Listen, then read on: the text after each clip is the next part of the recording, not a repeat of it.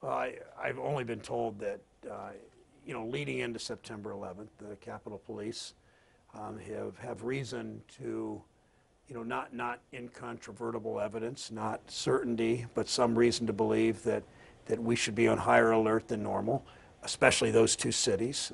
In large part, leading up to September 11th, that was kind of expected.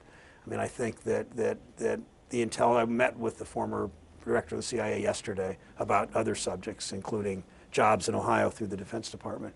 But that anniversaries like that, you should automatically be on higher alert. But that's not to scare people in Cleveland. I think Cleveland's a safe city. I think that we have, doesn't mean we're not vigilant. If you see something at the airport or you see something that's highly unusual, you should report to local police or to the local FBI. I think the highest alert, though, is in those two cities, from what I understand. So this isn't something that we as Clevelanders should take cover for this weekend? And I don't think Americans should never be fearful.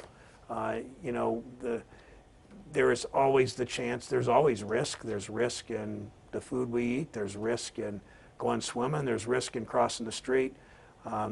There are things we can do something about. But, and there is some risk always of a terrorist threat, but not something you should live your life, consumed with and thinking, unless you hear there's a specific alert, do X, Y, and Z, or don't do X, Y, and Z. And that's kind of the way that the Capitol Police tell us as members of the Senate or the House in looking at this, and I think that's right sort of for the whole population. Where were you on September 11th? I just done an interview up on like 15th Street and with an Ohio news outlet.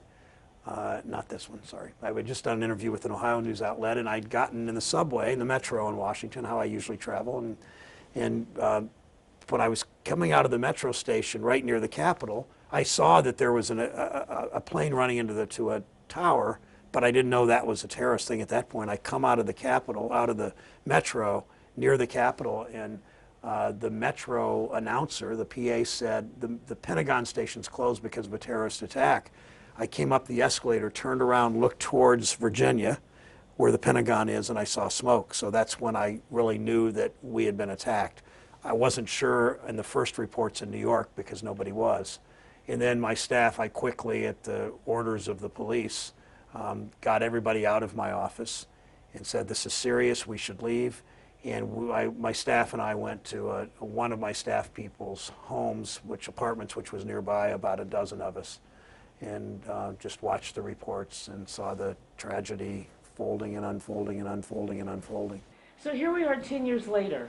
I mean, as you look back, are we any safer? Reflect on... Sure, I think we're safer. I think that we're safer because the government's paying more attention and the public's paying more attention and local police are. We'll never be entirely 100% risk-free, nor we, all human beings have risk. Again, the food we eat, crossing the street, but it's our government's job to keep things as safe as we possibly can. We'll never be risk-free, but to keep things as safe as we can. That's why the intelligence communities and the Homeland Security Department and the local police keep their eyes out for certain things, so the public doesn't have to think as much about it. I don't want the public thinking every day, potential terrorist attack, we might be attacked. I don't want the public to think that way. I don't want the public to have to think that way. I don't want people to live their lives in fear. I want people to respond when the government says there could be a potential problem this weekend. Don't do this, don't do that.